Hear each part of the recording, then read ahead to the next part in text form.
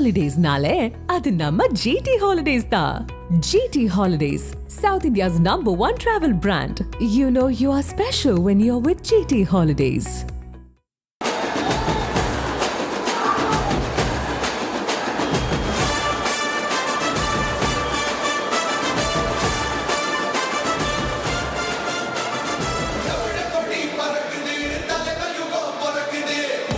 தாவேக தலைவர் விஜய் நாமக்கலை நோக்கி புறப்பட்டு பயணித்துக் கொண்டிருக்கிறார். தற்போது நாமக்கல் மாவட்டம் வளையப்பட்டிக்கு அவருடைய பரப்புரை வாகனம் சென்றடைந்திருக்கிறது. தொண்டர்கள் புடைசூழ அந்த வாகனம் சென்று கொண்டிருக்கிறது. ஏற்கனவே பல அறிவுறுத்தல்கள் தாவேக தரப்பில் அறிவுறுத்தப்பட்டிருந்தன. பின்தொடர வேண்டாம், வாகனத்தை பின்தொடர வேண்டாம் என்ற அறிவுறுத்தல்கள் எல்லாம் வழங்கப்பட்டிருந்தாலும் கூட தொண்டர்கள் தொடர்ச்சியாக அந்த வாகனத்தை பின்தொடர்வதை பார்க்க முடிகிறது. தொடர்ந்து இது பற்றி பேசுவதற்காக நம்மோடு பத்திரிகையாளர் சுவாமிநாதன் இணைந்திருக்கிறார். சுவாமிநாதன், நீங்க பேசுறப்ப குறிப்பிட்டீங்க நாம் தமிழர் கட்சியோட ஓட்டு வங்கியை பெரிதளவில் பாதிக்கும் அப்படின்னு சொன்னீங்க. நம்ம போன பரப்புரையிலுமே பார்க்க முடிந்தது. வேலேந்தி விஜய் வேல் வாங்கினாரு, அதே மாதிரி பச்சை துண்டு கட்டினாரு. இது எல்லாமே சீமான்ட்ட இருந்து அவரு காப்பி அடிக்கிறார் அப்படிங்கிற ஒரு குற்றச்சாட்டு நாம் தமிழர் தரப்புல முன்வைக்கப்படுகிறது. முழுக்க முழுக்க அறுவடை செய்ய பார்க்கிறாரா? கட்சியை பொறுத்த வரைக்கும் அது ஒரு மாற்று சக்தி. நீங்க ஒரு மாற்று சக்திக்கான தேவை காலந்தோறும் இருந்துகிட்டே இருக்கும். அது ஒரு காலகட்டத்தில் அந்த ஓட்டு வங்கி நீங்க பாத்தீங்கன்னா மதிமுக பக்கம் இருந்துச்சு. ஒரு கட்டத்தில் தேமுதிக ஒரு 8% ஓட்ட முதல் தேர்தலே அவர்கள் தாண்டியதற்கும் ஒரு இளைஞர்கள் ஓட்டு மாற்று சக்தி அப்படிங்கக்கூடிய ஒரு பார்வை இருந்துச்சு. அந்த வகையில இப்ப நீடித்து நிலைத்து ஒரு கொள்கையோட இப்போ விஜயகாந்த் அவர்கள்லாம் சொன்னார், கடவுளோடும் மக்களோடும் தான் கூட்டணி அப்படின்னாரு. ஆனால் அவர் தன்னுடைய முடிவை மாற்றிக்கொண்டு அதிமுகவோட 2011 கூட்டணியில் அணி சேர்ந்தார். ஆனால் இன்று வரை தன்னோட நிலைப்பாட்டில் உறுதியாக இருக்கார் சீமான். கூட்டணி இல்லை அப்படிங்கிறதுல உறுதியாக இருக்காரு. தொடர்ந்து நீங்கள் குறிப்பிட்டதை போல அவர் விவசாய பிரச்சனைகளுக்கு களமாடுறதா இருக்கலாம். இப்போ கூட மரங்களையெல்லாம் பார்த்து கூட பேசுகின்ற அளவுக்கு களமாட ஆரம்பிச்சிட்டாரு. ஸோ அப்போ நிறைய விஷயங்கள் அவர் பண்ணியிருந்தாலும் கூட அவர்கிட்ட இருந்த கூட்டம் எந்த கூட்டம் அப்படின்னு நீங்கள் பார்த்தீங்கன்னா 2 வகையான கூறுகள். ஒன்று மாற்றம் என்பதை நோக்கி இருந்த கூறுகள், இன்னொன்று இளைஞர்கள், பெருவாரியான இளைஞர்கள். இன்னைக்கு 2 திராவிட கட்சியும் வேண்டாம், கிட்டத்தட்ட 1967 ஆண்டுட்டாங்க, ஒரு மாற்று சக்தி வரட்டும் அப்படின்னு அவர் எடுத்த அந்த முயற்சிகள். ஸோ அந்த முயற்சிகள் எல்லாத்தையும் வைத்து தான் ஒரு ஓட் பேங்க் உருவாகி இருந்துச்சு. அப்போ அதே இளைஞர்கள் கூட்டத்தில் இருந்து விஜய் அவர்கள் உருவாகி வர்றாரு. அப்போ அது மட்டும் இல்லாமல் சித்தாந்த அடிப்படையில், கொள்கை அடிப்படையில் சீமானோடு இணைந்தவர்கள் இருக்காங்க. அதை நம்ம குறைத்து மதிப்பிட முடியாது. அந்த சதவீதம் அந்த 8 அப்படிங்கிறது ஒரு கேள்விக்குறி. அது போக அந்த சித்தாந்தத்தால் ஈர்க்கப்பட்டு வந்தவர்கள் போக ஒரு பிரிவினர் இருப்பாங்கல்ல, அவர்கள் எல்லாம் விஜயை நோக்கி திரும்புற ஒரு அபாயம் இருக்கு. அதனாலதான் சீமான் அவர்கள் தொடர்ச்சியா அவருக்கு எதிராக பேச வேண்டிய நிலைக்கு தள்ளப்பட்டிருக்காரு. இன்னொன்று நம்ம மிக முக்கியமான ஒரு விஷயம், நீங்க குறிப்பிட்ட விஷயம் என்னன்னா, அந்த அவர் வேல் வாங்கக்கூடிய விஷயங்களை நீங்க குறிப்பிட்டது போல இன்னொரு சம்பவம் நடந்துச்சு. அன்னைக்கு நாகப்பட்டினத்துல கொஞ்சம் கவனித்தா நமக்கு தெரியும். அந்த நாகப்பட்டினத்துல பேசுகிற பொழுது அவர் இலங்கை தமிழர்களை, ஈழத்தமிழர்களை தொப்புள் கொடி உறவுகள் அப்படிங்கிற வார்த்தையை பிரயோகப்படுத்தினார். அந்த வார்த்தையை ஏன் அவர் நாகப்பட்டினத்துல பேசணும்? நாகப்பட்டினத்துல கோடியக்கரை அங்க இருக்கக்கூடிய துறைமுகம் வழியா போனீங்கன்னா இலங்கையோட கடற்பரப்பு ரொம்ப பக்கத்துல. ஸோ அதுக்காகவும் அதை பேசினாரு. இன்னொன்று சீமான் பக்கம் மிச்சம் மீதி இருக்கக்கூடிய அந்த ஈழ ஆதரவாளர்கள், ஈழத்தமிழர் ஆதரவாளர்கள் மத்தியிலையும் அவருக்கு மாதிரி தான் நம்மளும், நம்ம கொள்கை அதே கொள்கையிலையும் ஒண்ணுதாங்க, நம்மகிட்ட திராவிடம் இருக்கு, பெரியார் இருக்காரு, அண்ணா இருக்காரு, எல்லாரும் இருக்காங்க, இந்த தமிழ் தேசியம் இருக்கு அப்படிங்கிறத சொல்லி சீமான் அவர் பதிலே சொல்லல. விஜய் இதுவரை எந்த கூட்டத்திலையுமே சீமான் பல விமர்சனங்களை முன்வைத்திருந்தாலும் கூட சீமான் அவர்களுக்கு நேரடியான எந்த பதிலையும் சொல்லாம அவருடைய அரசியல் இதை ஒரு கேள்விக்குறியாக்குற விதமா சில காய் நகர்த்தல்களும் அவருடைய உரைகளா வடிவமைக்கிறாரோ அல்லது செயல்பாடுகளா வடிவமைக்கிறாரோ அப்படின்னு நான் பாக்குறேன். இதுக்கு எதுக்கு பதில் சொல்லிக்கிட்டு நீங்க திமுகவே பாத்தீங்கன்னா ஆரம்ப காலத்துல விஜய்க்கு ரியாக்ட் பண்ணாமலே தான் இருந்தாங்க. முதல்ல கொஞ்ச காலங்கள் ரியாக்ட் பண்ணவே இல்லை.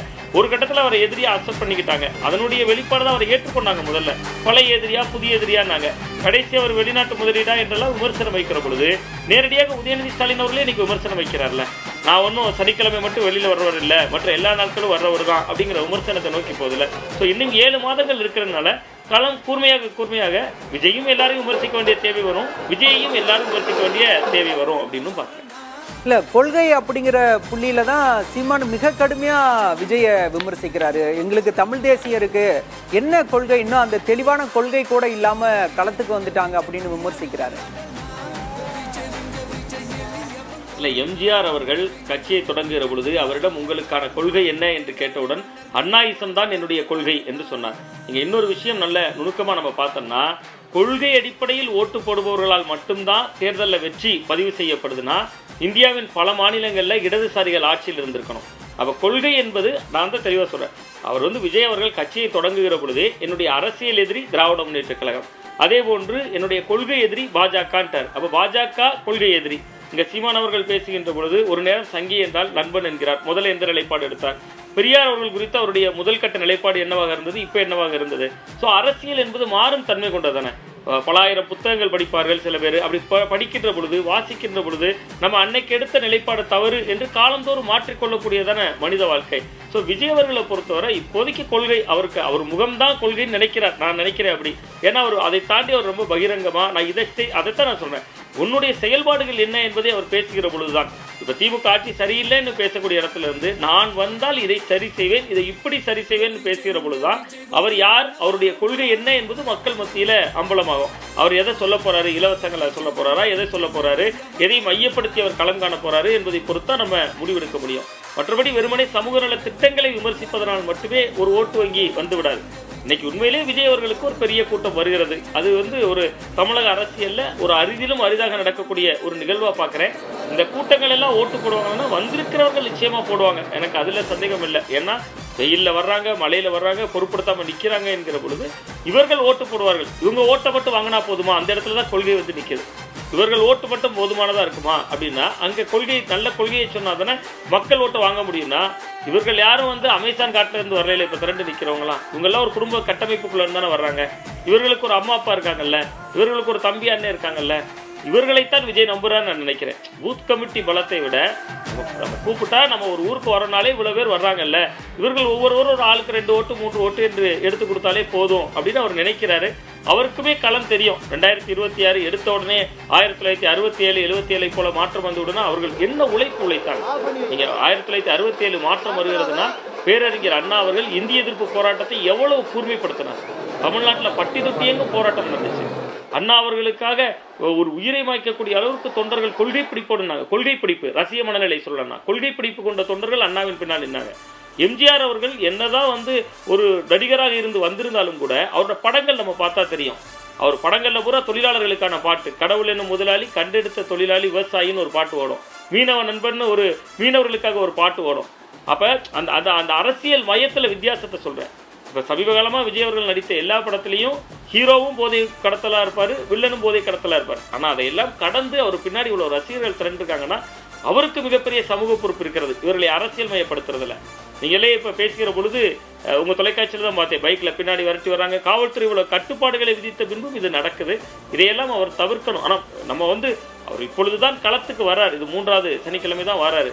இன்னும் இருக்கிறது நீண்ட நெடிய பயணங்கள். அவர் ஒவ்வொன்றிலிருந்தும் எனக்கு தெரிந்து கற்றுக்கொண்டிருக்கிறார், அவர் அரசியலை உள்வாங்கி கொண்டிருக்கிறார் என்பதாகத்தான் நான் யூகிக்கிறேன். அதனால் காலம் அவருக்கு இன்னும் கொஞ்சம் கூட நல்ல அழுத்தமான விஷயங்களை தருகிற பொழுது இன்னும் அது களத்தை மாற்றி வைக்கும் அப்படின்னு தான் பார்க்கிறேன். கூட்டமெல்லாம் ஓட்டா மாறாது, அதுக்கு நானே சாட்சி அப்படின்லாம் கமல்ஹாசன் பேசினாரு. தொடர்ந்து பேசலாம் திரு சுவாமிநாதன். ஹாலிடேஸ்னாலே அது நம்ம ஜிடி ஹாலிடேஸ் தான். GT Holidays, South India's #1 travel brand. You know you are special when you're with GT Holidays.